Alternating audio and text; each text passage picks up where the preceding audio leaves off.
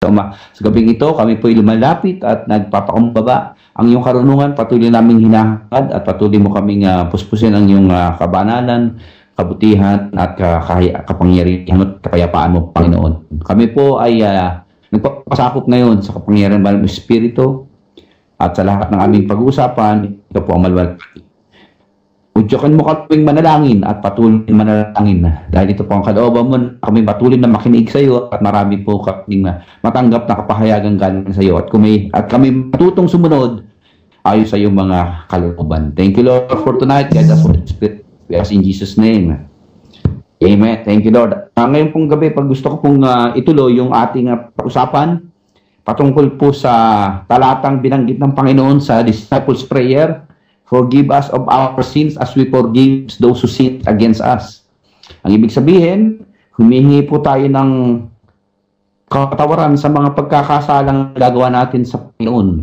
Ito po ang isang katotohanan hindi pwedeng ipagkait ng lahat na lahat po ay nagkasala. So walang pwedeng mag-deny niyan dahil lahat tayo ay nagkamali at bunga ng kasalanan. Pero since tayo po ay pinatawad na ng banal dugo ng Diyos sa magitan ni Kristo, tayo po ay legally speaking ay matuwid sa harapan ng Ama, pero sa physical na kalalagayan dahil tayo nasa laman pa at mabuhay pa rito sa mundong ibabaw na napakaraming tukso at temptasyon, tayo po ay nagkakasala. Sinasadya man o hindi, ang mga Kristiyano po ay subject to make mistakes. Ulitin ko po, sinasadya man o hindi, we are still in the flesh. We are subject to make mistakes. Kaya hindi po pwedeng sabihin ng Kristiyano siya perfecto na. O wala po talaga makakaatin ng ganyang natawag natin sinless perfection. That's why God has given us this allowance or ways to ask Him to forgive us of our sin. Kasi alam niya, ang tao, bagamat pinawalan ang sala niya na, meron pa rin kakayahan o kapabilidad na magkamali. Kasi hindi ka naman binigyan kagad ng perfect status ng Diyos eh. Ikaw ay subject sa pagkakamali pa rin. Kaya kung talagang kung purpose of our sins, i-delay dyan dahil alam niya lahat ay magkakamali. Bakit kung di magkakamali, ba't ilalagay niya pa ito rito, di ba? Kung perfect na pala lahat ng Kristiyano, yun ang yan malaking misconception ng marami. Pag na-born again Christian na rin, malabo yun, hipalinturo yun. Kung perfect ng Kristiyano, ba't paglalagay pa ng provision ni Jesus Christ na ganito sa panalangin na mga tinuro niya sa disipulo niya? Di ba? Ang posible naman, kapag maglalagay ka ng provision na ganyan, naman nagkakamali pala yung mga tao mo. So, sa madaling salita, dahil because man is still subject to make mistake or commit sins, God has given us the provisions, the avenues, the leeways, so that we could come back to Him and be restored in our fellowship with the Lord. Ano po bang ibig sabihin yan? Ibig sabihin yan, simple lang, tayo po'y meron pong access sa Diyos para mapatawad. Sabi nga ng Panginoon, even the righteous fall 7 times, the Lord will lift him up. Nabanggit ko po nung nakaraan, salitang Grego, dahil ang Biblia po natin nasulat sa salitang Grego. So, salitang Grego, meron po limang salita o words na bumabanggit o nagsasuggest ng kasalanan. Number 1, yung tinatawag na hamartia, ibig sabihin is to miss the mark. Para po tayong tumatarget sa isang target. Yung sa dart, meron diyang 100, yung pinakasentro, meron 50. Lagi nating tinatarget yung target pero hindi tayo tumatama sa sentro. Yun po ang ibig sabihin missing the mark. Kasi kung nakasentro mo, perfect. Wala kang maka-perfect, kaya hindi tumatama doon sa target. Kaya meron tayong hamartiology. Ibig sabihin, the study of sin. Hamartiology. Ito po yung salita hamartia, means to miss a mark. Ano po ang mark ng Kristiyano? Perfection. May nakakatama ba ng perfection? Wala. Kaya lahat po tayo, we are always missing the mark. That's why, naiintindihan ng Diyos ang sitwasyon at kalalagayan ng tao dahil hindi sila perfecto, kaya nagbigay siya ng ganitong provision sa panalangin. Pangalawa, yung salitang parabasis. Ang ibig sabihin nun to step across a line. O ibig sabihin stepping across the line. Halimbawa, nagbabasketball po tayo. Ipinasa sa atin yung bola tapos umapak tayo ron sa across the line, outside the line. Violation po yun. Tanggal sa atin ang pribileho na ma-enjoy natin yung ball court natin. Kasi nga, outside tayo Yun ang ibig sabihin nitong parabasis. Kaya dapat nandun ka lang sa linya. Maraming tao yung nag-step across the line Umalagpas doon sa back. Kaya, kamali ang marami. Kaya tawag niyan parabasis. Sa pangatlo naman, yung tinatawag na anomia, ito yung ibig sabihin nito yung kawalan ng batas. Yung lawlessness. Marami pong batas binigay ng Diyos. 10 yun. Wala naman iba na. Ni isa man sa atin, wala nakasunod nun O, lahat naman tayo nakapagsinungaling.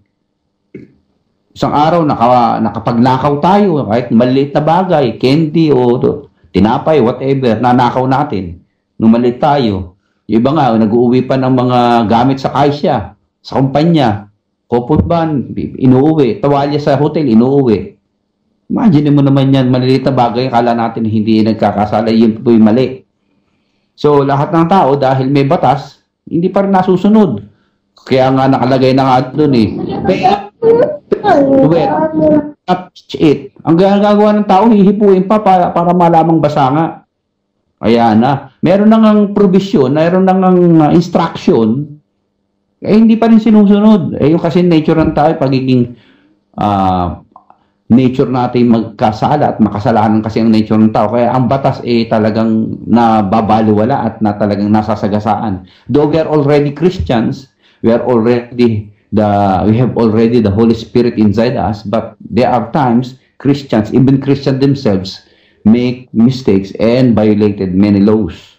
Marami pong batas na nasisira ang Kristiyano, hindi lang mga Kristiyano nagkakamali, pati non-Christians ay hindi nasusunod ng maraming batas. So, ibig pa po sabihin ng anomia, yan po yung kawalan ng batas, yung lawlessness. Manonotice po natin, 5 po yan, yung pang-4 po yung paraptoma. Ibig sabihin to slip or to fall, yung madulas. Kaya minsan, nadudulas yung dila natin. Meron tayong dapat na bagay na hindi sinasabi, sekreto, dahil minsan sa ating pagiging madaldal o masalita, napapadulas yung dila natin, kaya nagkakamali tayo. Yung slip of the tongue, mahirap nang bawiin yun Kaya yan po ang ibig sabihin ng paraptoma, to slip or to fall. So marami po talaga nadudulas, magamat anong gawin mong ingat, anong gawin mong paghahanda, maglakad ka sa yelo, minsan nadudulas ka talaga. So is with our life here on earth. Anumang ingat na ginagawa ng Kristiyano, pero there are times dahil minsan nabibigla siya at bigla napapamura. Yung mga Kristiyano nga, ang tagal ng Kristiyano, pag nagulat lang, naku, kung ano mga naglalabasan sa bibig So, yung mga slip of the tongue. At tayo po yung binabago ng Lord dahan-dahan. Kaya isa sa mga katuruan sa mga salitang Grego ng kasalanan, yung paraptoma. Bagamat hindi mo nga sinasadyang magkasala ka at magsalita ng ganun, bagamat nadulas ka, bigla kang napamura. So, ito po'y sadya man o hindi, sa salitang Grego, sa kasalanan, kasalanan pa rin. Kaya talagang, kung titignan nyo, sino ang perpekto? Wala. Ang perpekto si Jesus Christ lang. Kaya sa epilema, yung pang-5 po, ibig pang sabihin nito yung utang. Ito po, ang sabi ron sa salitang binanggit ng panalangin, forgive us of our debt at we forgive those who debt against us. Debt, a failure to pay what is due. Alam niyo po, ibig sabihin ng debt sa salitang Hudyo, sa kanila po ay napakahalagang salita yung utang Kaya sila po, pag sila po ay nagkakala,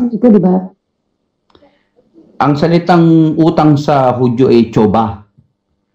Sa Hudyo po, ang kanilang primary responsibility ay yung sa buhay ay sumunod sa Diyos.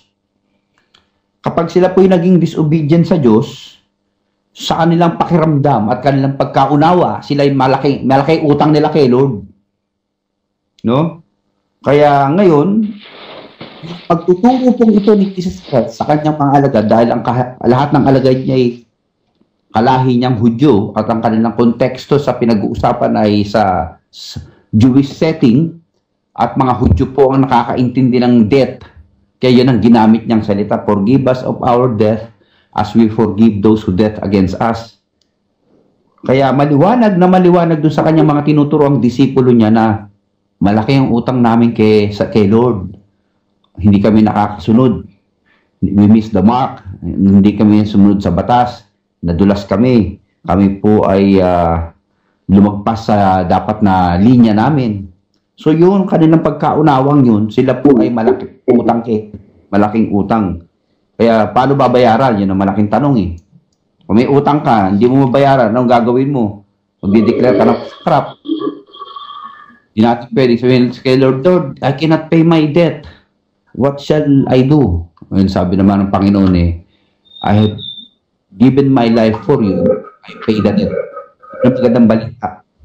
Ngayon, ano pong description? Ano pong ibig sabihin itong description na binabanggit ni Jesus Christ dito? Forgive us of our debt. Ibig sabihin, kasi cross. Kaya ang gusto niyang banggitin sa atin ito, pag tayo po yung nagkasala, ulitin ko po, pag nagkasala ang Kristiyano, hindi po nawawala yung relasyon natin sa Diyos, ha? Diba kasi pagka nagkasala ka, ibig sabihin, hindi ka na anak ng Diyos, eh.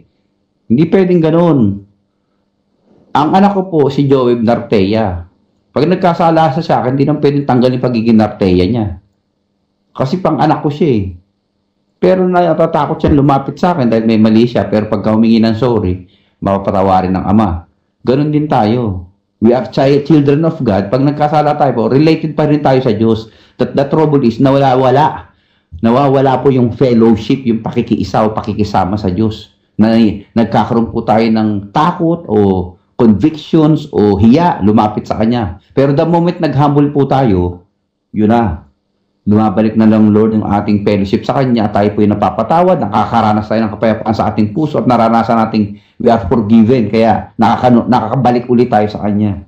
Kaya ngayon po, itong binabanggit ko sa inyong pag-aaral ng forgive us of our debt. Lahat tayo rito, kayo mga nakikinig dyan sa Skype, saka sa SoftBank. Kayo, marami sa inyo, marami sa atin. Lahat tayo, we always make mistakes, commit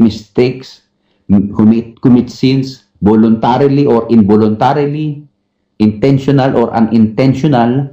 But the good news is, God has always given you the provisions to come back to Him by opening your hearts to Him and humble Himself to Him and say, Lord, forgive me of my sins as I forgive those who sins against me. Number one, ang description po ng forgiveness dito is to took away our sins. Sabi sa Isaiah 53:6, the Lord has laid on Him the iniquities of us all. Isaiah 53:6. Tinanggap po ng Panginoong Jesus lahat.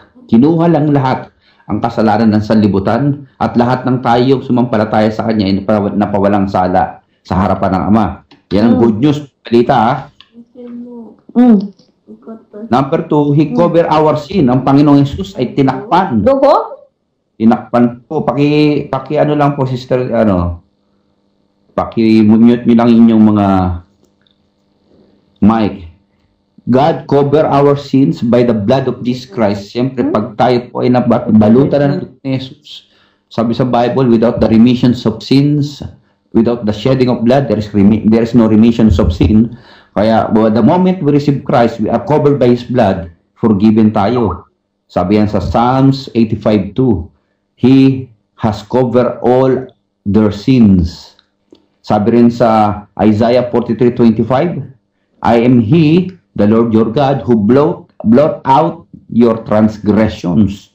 So, He blotted out our transgression. Ibig sabihin, binura, tinanggal. And letter D, sabi sa Jeremiah 31:34, I will remember their sin no more. So, God forgets our sin. Kaya, the moment we confess our sin to God, pag pinapanalangin po natin itong patawarin mo kami sa aming pagkakautang, idinidescribe po rito yung ginawa ng Diyos sa pamamagitan ni Kristo sa ating lahat. Tinanggal niya, He took away our sins, He covered our sins, He blotted out our sins, and He forgets our sins. Kaya napakaganda po ng posisyon nyo, Christians, tayong lahat. Napakaganda nitong kalalagayan natin. No? Ano yung kung bakit? Tayo po yung pribilehiyong tao na pag lumapit kay Lord at humihingi ng kapatawaran sa kasalanan, agad tayo napapatawad. Not because of our goodness or righteousness or merit, but because of the death of His Son, Jesus Christ, on the cross. Thank you, Lord. Salamat po. Meron pong dalawang aspect ang pagpapatawad. Dalawang aspeto ng pagpapatawad. The two aspects of forgiveness. Number one is the judicial forgiveness. Ano po ba yan? May pronouncement po yan. Pag sinabi po ng Lord na we are guilty according to His word, hindi natin pwedeng baguhin yun. Talagang it is already pronounced in His word, we are guilty. Judicial forgiveness views God as a judge. As such, He looks down and say, we are guilty, we have broken the law.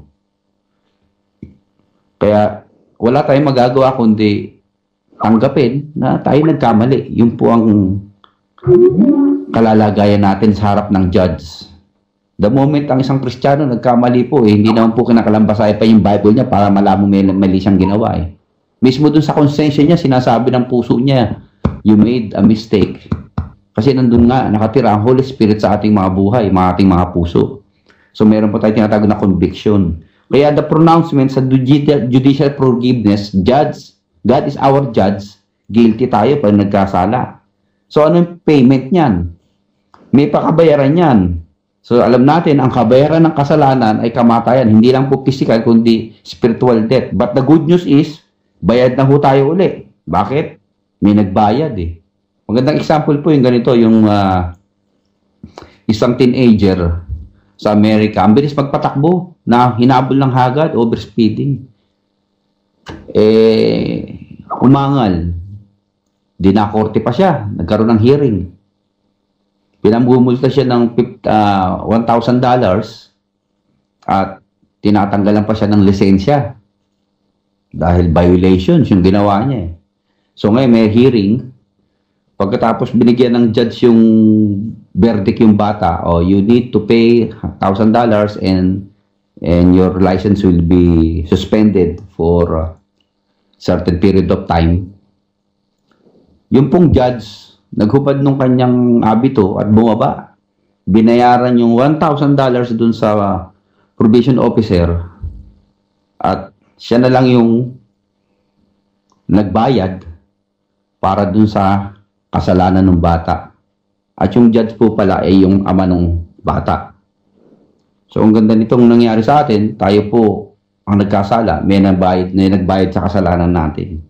So the payment, totally, completely, and forever forgiven, we are forgiven, judicially forgiven before God.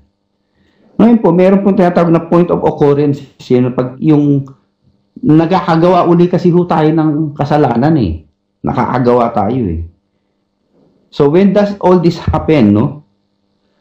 Pag tayo po ay tumanggap na kay Kristo, automatic po yun, judicially speaking, legally speaking, we are forgiven, righteous before God the Father.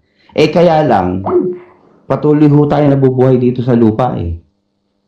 There are times, I will repeat, hindi mo pwedeng sabihin magiging perfect ka talaga.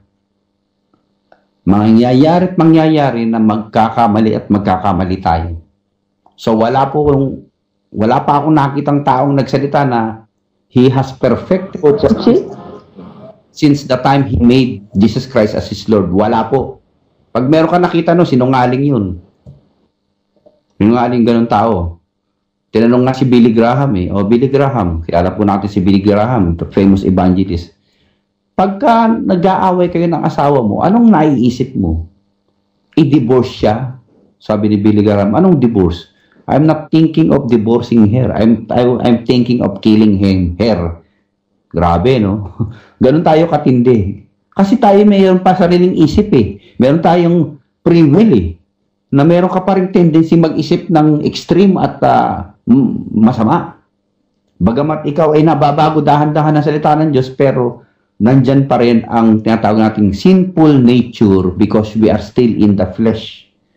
Kaya meron pong point of occurrences na uulit-ulit pa yung mga kasalanan na nagagawa. Pero hindi po yun ang kalooban ng Diyos. Ang kalooban ng Diyos, mabuhay ng kabanalan. That's why po, kaya po natin pinag-aaralan to, forgive us of our debt, dahil marami pa rin Kristiyano, especially doon sa mga baby Christian pa, na nag-struggle pa sa kasalanan. Na bagamat tumanggap na siya kay Lord, pero meron pa rin siyang mga kasalanan na nakagawian na sa matagal na panahon yung ginagawa. Since ngayon Christian na siya, nagagawa niya pa uli. Kaya po, ang mga Kristiyanong meron pang mababang pananampalataya ay may pagkakataon makabalik uli sa Diyos.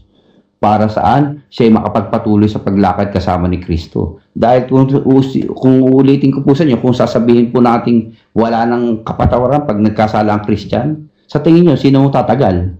Wala. Kaya magandang balita po, positionally and forever, all our sin is covered, passed over and blotted out and forgotten. That is our judicial or legal forgiveness. Ngayon po, yung isa naman pong tinatawag na positional forgiveness, dahil legally, matulid na tayo sa harapan ng Lord, pero sa posisyon natin ngayon dito sa lupa, nagkakamali nga tayo, kaya nga po itong panalangin, itong itinuro ni Lord, ay dapat nating ipanalangin araw-araw. Patawarin niyo kami sa aming pagkakasala, pagkakautang, gaya ng pagpapatawad namin sa nagkakautang sa amin. This is all because of what Christ did for us on the cross. Kaya ang ganda-ganda po ng sitwasyon mo, kapatid. Nagkakamali ka, nagkakasala ka. Andiyan ang Lord, bumalik ka sa Kanya. Pero tandaan po natin, wag na po nating ulitin pa, wag na po nating pang ipilit na gawin pa uli ang pagkakamaling yun. Kung pag-aaralan niyo po ang Bible, napakarami pong turo niya sa New Testament na yung mga taong bumalik si Jesus Christ na nung balik sa Kanya, ang sinabi niya, your sins has forgiven, you have been forgiven of your sin, go in peace and sin no more. Mababasa natin yan dun sa isang babaeng nangalun niya. Mababasa natin yan dun sa babae sa John chapter 4, sa Samaritan woman, at sa mga pinagaling ng mga bulag at mga may sakit. Sinasabi ng Panginoon, go in peace and sin no more. Kaya po, tayo bilang mga anak ng Diyos, bilang mga mananampalataya, hindi tayo perfect. But we have the Holy Spirit to help us and to motivate us, to give us the power to say no to worldliness, to say no to sin, to say no to temptation. But of course, since God has given you the free will, kaya ikaw pa rin ang magbibigay ng desisyon. Kung pipili kang sumunod o tatanggapin mong bumigay sa kasalanan. Praise be to the Lord. Naniniwala ako, kaya kayo nakikinig ng Bible study. Dahil gusto ninyong lumago, tumibay ang inyong pananampalataya sa Panginoon. Kaya po sinasabi ko sa inyo to, ang provision ng Diyos para sa Kanyang mga anak ay napakalawak. As long as you humble yourself and come back to Him, God is willing to accept you. Jesus said, whoever comes to me, I will no likewise cast out or reject. Ang sino mang lumalapit sa akin, sabi ng Panginoon na hindi ko itatakwil. Pag meron po tayong pagpapakumbaba at mababang loob na lumalapit sa Kanya na, Lord, sorry, I blew it again. Nabitawan ko na naman yung bola. Sorry, Lord, I stepped on the line, outside the line. Sorry, Lord, I missed the mark. Sorry, Lord, I violated the law. Ang dali po tayong tanggapin ng Panginoon. Kaya nga sabi nung sa Psalms 103, as far as the east unto the west, so He remove our transgressions from us. Hindi naman nagduduktong yung east and west, umiikot yun eh. Walang ano yun eh, walang termination yun eh, walang limitasyon yun eh. Ang layo ng ikot nun, non-stop yung orbital movement yun eh.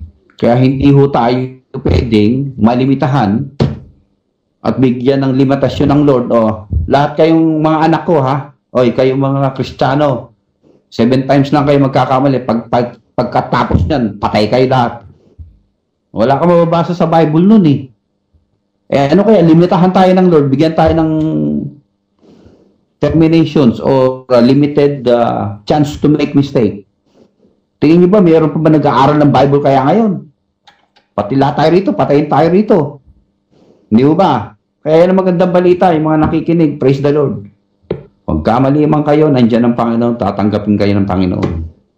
Pero hindi ko sinasabing samantalahin niyo yun, ha? Iba kasi, okay pala, sabi ni Pastor, kahit magkamali, babalik lang kayo, tanggap. Mali naman yun. Abuso naman yung ginagawa nyo yun. Ang tawag dun is abusing the grace of God. May palo naman yun. Alam mo na nga mali, tutuloy mo pa. Nakutusan na tayo ng Lord yan. Binigyan na tayo ng pagkakataong mapatawad, kaya lang ayusin na natin. Hindi yung ginagawang license. Alin, yung pagpapatawad. Mali ho yun. Hindi ho biblical din yun. Tanungin naman natin. Di ba, Pastor, yung ganong tao, si ganito, si ganyan. Christian na, tumanggap na kay Lord, ba't nagpapatuloy pa sa kasalanan? Baka questionin muna natin, tumanggap ba talaga o nagtatanggap-tanggapan lang? Kasi maraming ganun nagtatanggap-tanggapan lang. Kunyari, tumanggap pero hindi naman. O tingin niya, tumanggap siya pero hindi pa pala siya tumatanggap.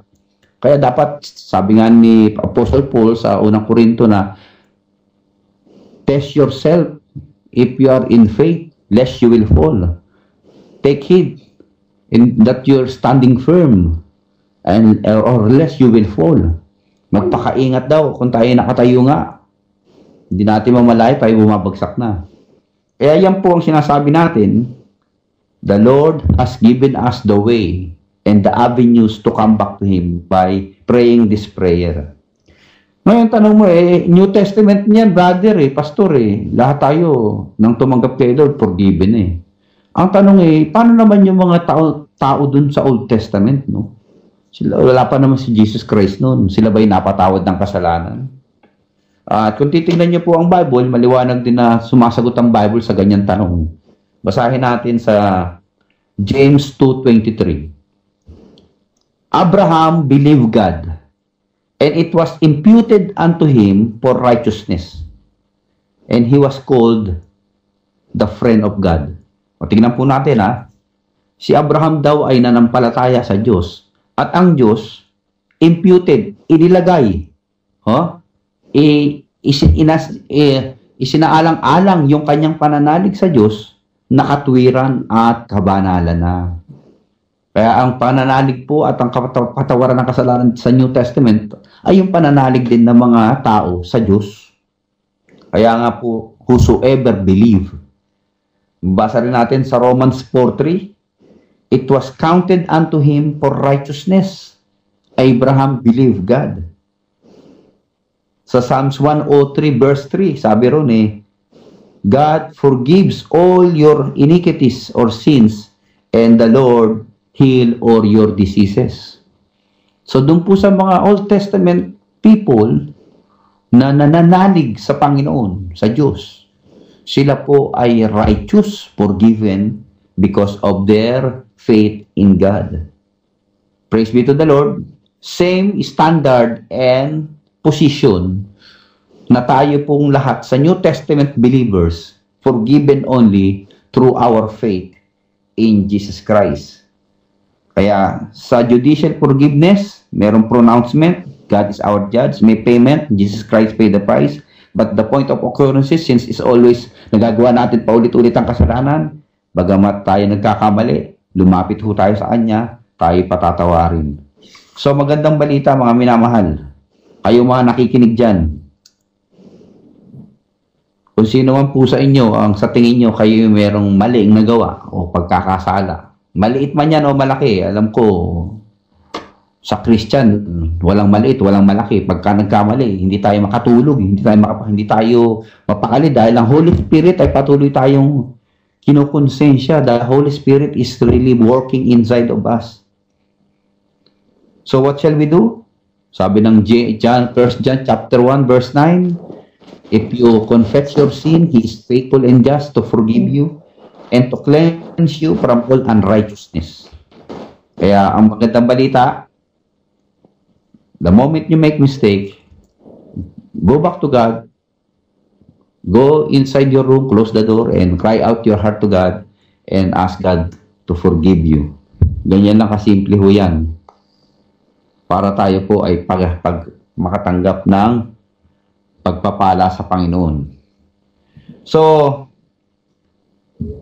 isa po principle pa, gusto kong eduktong sa inyo, meron pa tayong mga kalahating oras na pag-aaral. And forgive us our debt as we forgive those who against us. Since yung kasalanan po makes man guilty and brings judgment. That is the principle na dapat nating maintindihan. Tayo po'y nagkakaroon ng tinatawag na guilty feelings at tayo po'y dadalhin ito.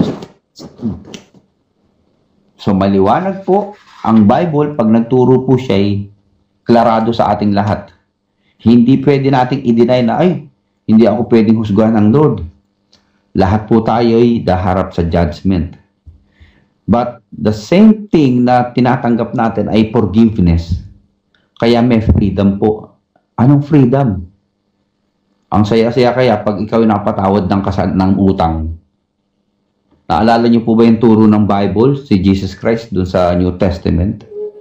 Meron pong dalawang lalaki na may utang sa hari. Yung isa ay may utang na 500, palagay na natin sa lapad para makarelate kayo. 500 lapad yung utang ng isang alipin doon sa mahal na hari.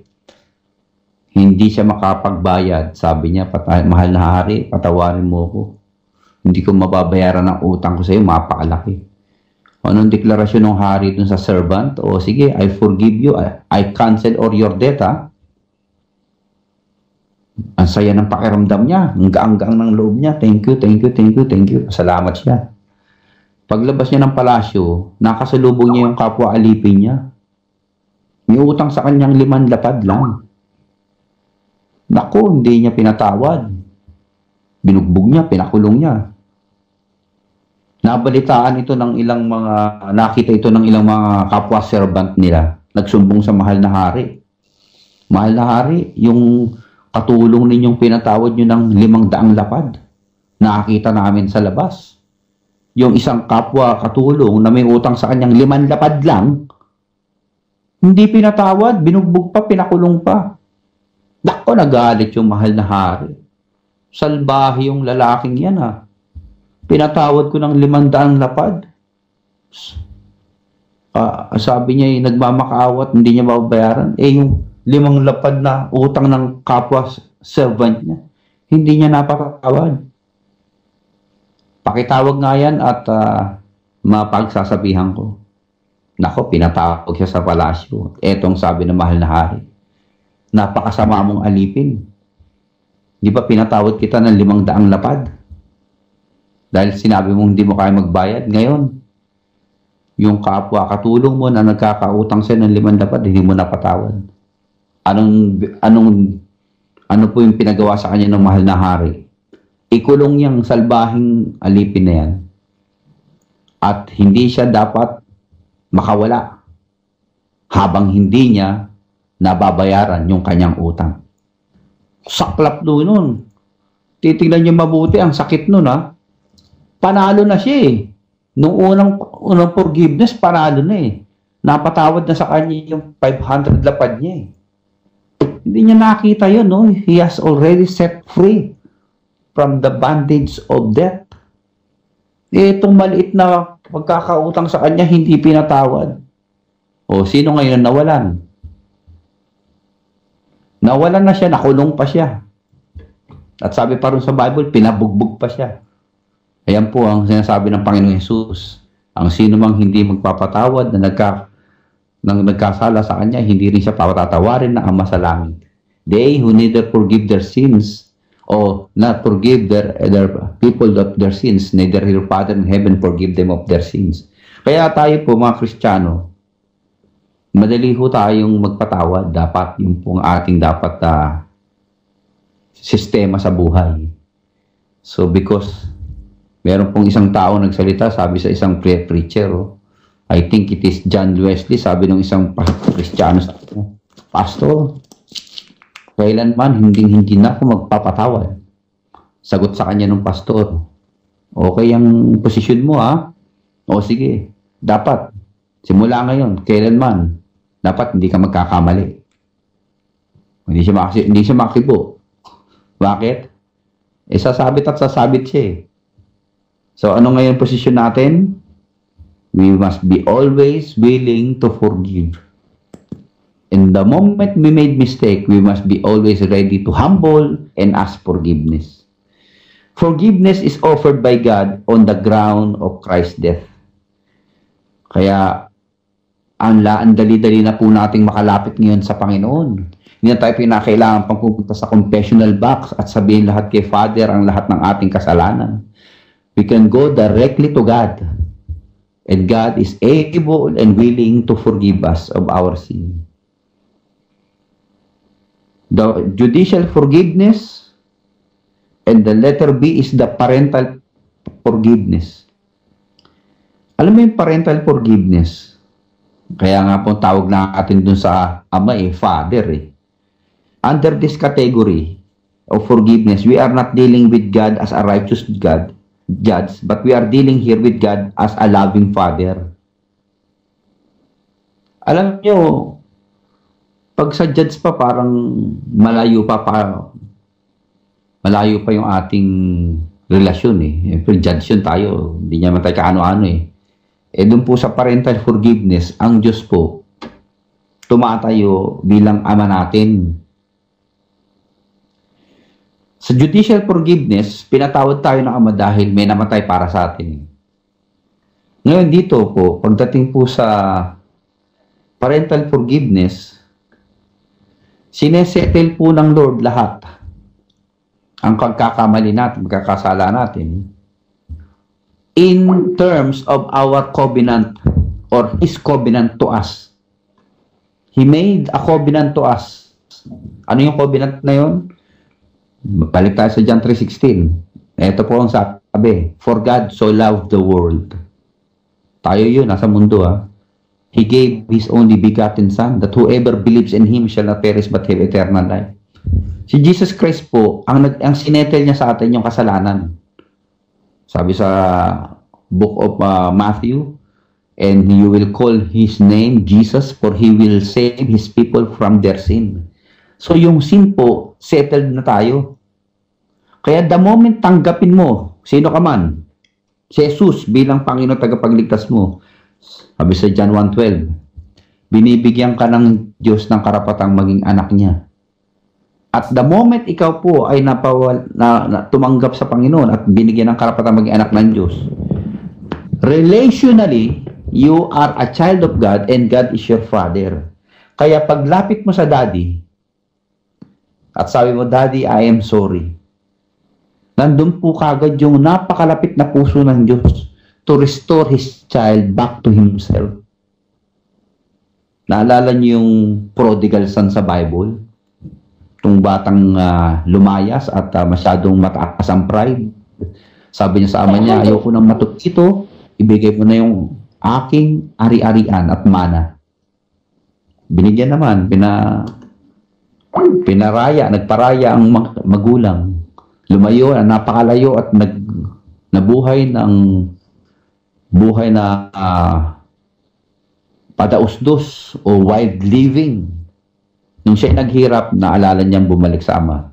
Nung bumalik siya sa ama, hindi naman siya sinumbatan ng tatay.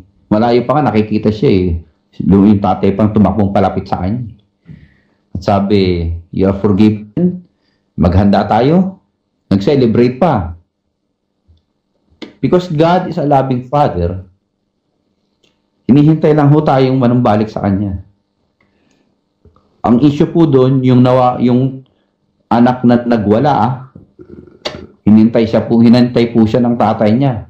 Nagwala masyadong rebelde, lumayas na pinadama sa kanya ng ama na bagamat ganyan ang ginawa mo, since nag-humble ka at bumalik ka, I welcome you back to my house. Yan po yung tinatawag nating parental forgiveness. This kind of forgiveness Jesus is talking about here in disciples' prayer. Na ang example po niyan yung prodigal son at kung yung mga anak po natin magkasala sa atin dahil sa kanilang pag-disobey, hindi po napuputol yung relasyon natin sa ating mga anak. Tayo po ay magulang nila at sila ay mananatiling anak natin. Meron po akong gustong illustrate sa inyo para maging maliwanag sa inyo yung parental forgiveness. No? Si King David, bagamat sabi sa Bible is, the man after God's own heart. Ang taong napakalapit ang puso sa Diyos. Okay? O, ang taong napakalapit sa puso ng Diyos. Man after God's own heart. So, nagpapalaya.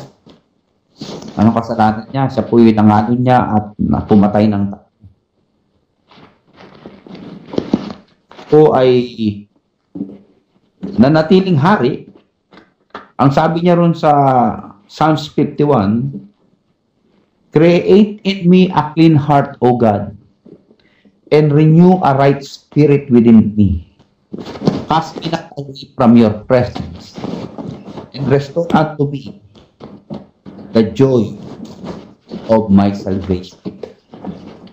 Siya po ay anak ng Diyos dahil siya ay nananalig sa Diyos. Siya ay nagkasala.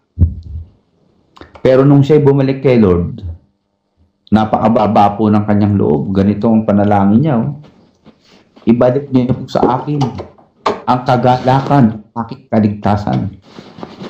Hindi po siya nawala ng kaligtasan. Hindi po nawawala yung kaligtasan. Nawala yung joy niya. Kasi nga, nabubuhay na siya sa guilt, sa worry, sa fear. Dahil meron siyang nagawang mali. Kinokonsensya ng kanyang mali. So ano pong ginawa niya? Nagpaumbaba sa magitan propeta na siya po ay na-rebuke sa kanyang kasalanan. So he admitted sin, he agreed with me. Restore to me the joy of my salvation. Hindi niya sinabing restore to me my salvation. Hindi naman kasi nawawala yung salvation niya. Ang nawala yung joy.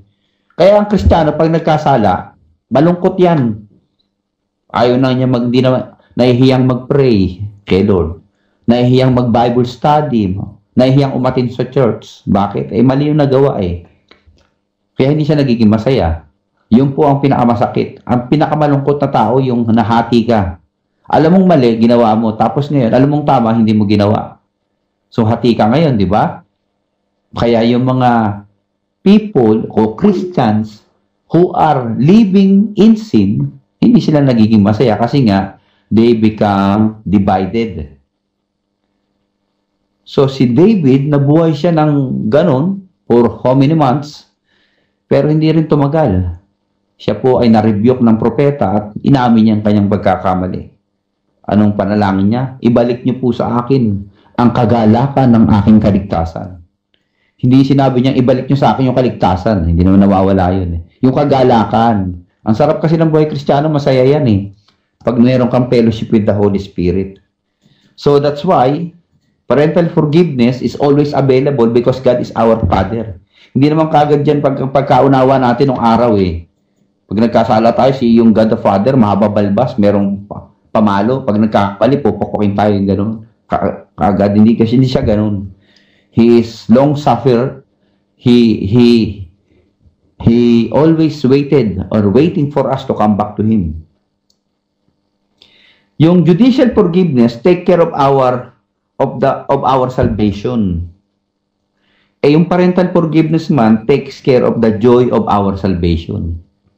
Kaya, judicially speaking, legally speaking, pag sinabing judicial, it's a legal term, matuwid ka na sa harapan ng Diyos dahil binayaran ni Jesus Christ kasalanan mo Pagdating naman sa parental position o parental position, pag nagkamali ang Kristiyano, hindi yung kaligtasan nawawala sa kanya, kundi yung joy ng kaligtasan niya.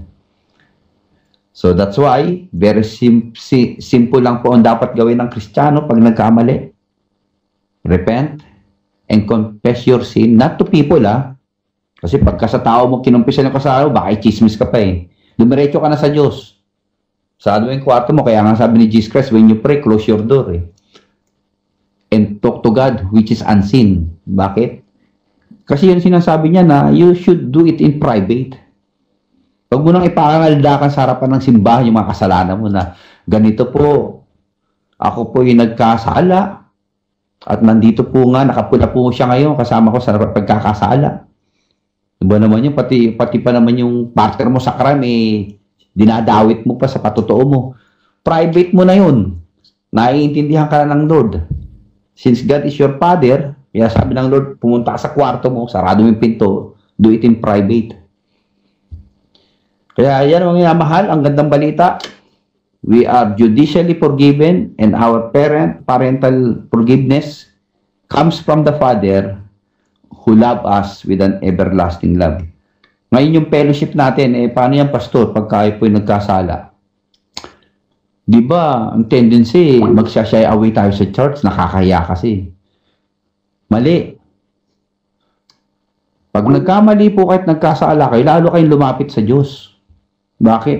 Kasi pag hindi ka lumapit sa Kanya, hindi ka nag-church, hindi ka nakapag-fellowship sa kapwa Kristiyano, lalo kang lalapain ng dyablo. Nag-iisa ka eh. At nandun ka sa area ng pinakamahinang posisyon mo, lalo siyang may pagkakataong kang tirahin ng tirahin.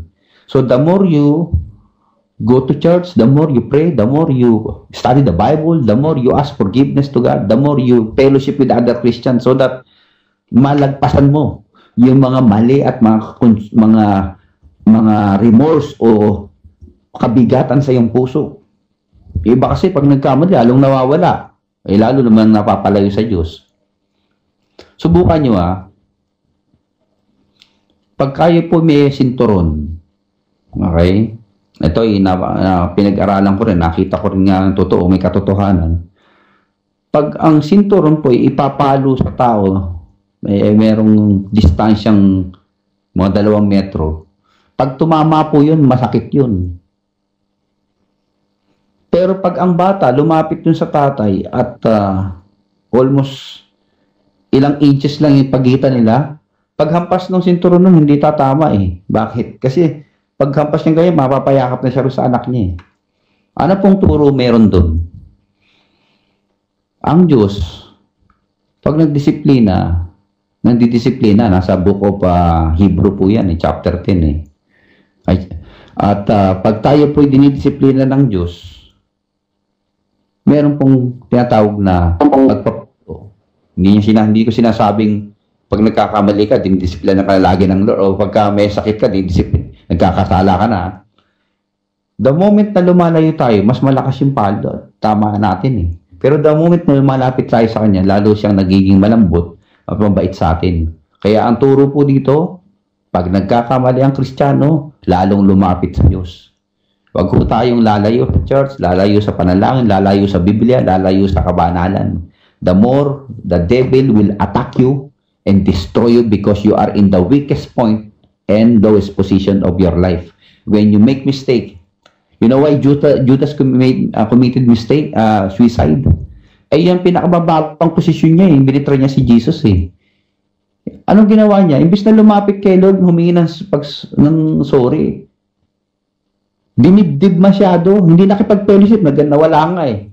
Dinibdib yung kanyang pagkakamali, ayun, inudyokan ni Satanas, nagbikti. Si Pedro, mas mabigat din kasalanan nito. Binitray si Kristo, hindi niya raw kilala, 3 beses pa. Pero iba yung ginawa ng Pedro. Nung siya'y nakipag-fellowship kay Kristo, to sabi niya Lord, kamali talaga siya. Tinanong siya ng Kristo, Peter, do you love me? 3 times. To reaffirm yung pag-ibig ni Kristo sa kanya. Sabi ni Jesus Christ if you love me, feed my flocks. Bumalik si Pedro.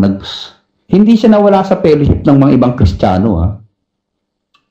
Nakipaghalubilo pa rin siya, bagamat na-betray niya na si Jesus. Si Judas hindi. Nag-sarili, nag-isa. Ayun, naudyo ka ng diablo. Bigte, inabot. Ayan po siya sabi natin. Pag nagkakamali ang Kristiyano, huwag kayong mawala. Huwag kayong magsashy away. Kayo mahihiya. Natural lang nagkakamali Hindi na wala ng perfecto. Tayo naman mga Kristiyano, pag may nagkamali sa kapatiran, huwag niya man pagpipiestahan.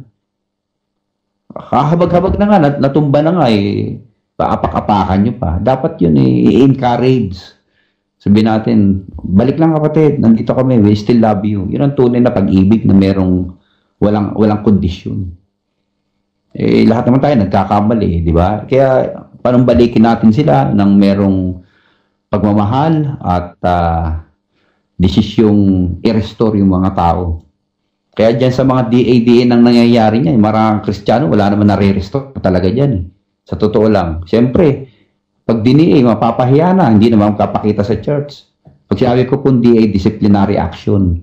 Sa church natin, meron po tayong sinasabing disciplinary action. Ginagawa natin yan, pinatanggal muna natin sa posisyon o sa trabaho dahil nagkasala. Pero hindi natin inaapak-apakan at pinagpepestahan. Maari nga, hindi na natin ibubulgar pa yung maling ginawa ng tao eh. Para maproteksyonan yung kanyang reputasyon eh. Since na ang goal ng church is to restore, not to tear down. So, the moment nagkamali po ang Kristiyano, tandaan mo, judicially speaking, you are righteous before God, but the parental forgiveness is available always for you. Come back to the Father and the Father will forgive you. Every day yan. Kaya nga nakalagay yan dyan, forgive us of our sins or death or transgressions as we forgive those who death against us.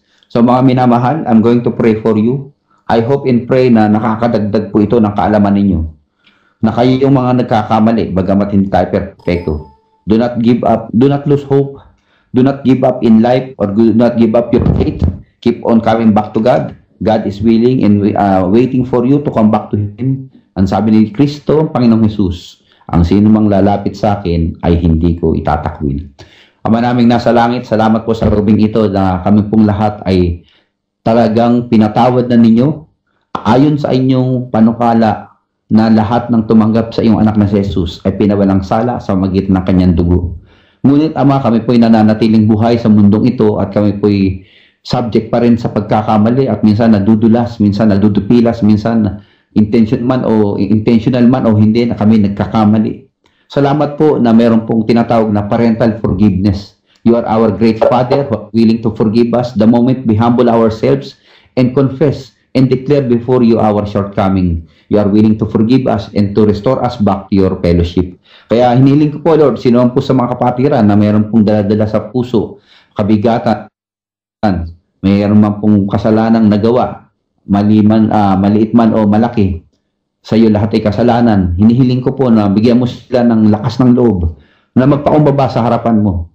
Privately to come to you and confess their sin before you, and the peace of God that truly transcends all understanding will keep on guarding their hearts and mind in Christ Jesus. Hinihiling ko, Ama, na lahat kami ay patuloy na lumago, sumulong, sa bagamat kami nadudulas, nadudupilas, hindi kami give up, to move on with you. As we walk with you, we will grow in our faith because you promised Jesus Christ, He who you began a good work in us will be able and faithfully complete it until the day of your coming. Salamat, Panginoon, na hindi kami matitinag, hindi kami titigil. We will keep on walking with you, for this is your desire that we will persevere in our faith. In Jesus' name, we pray, and all the children of God says,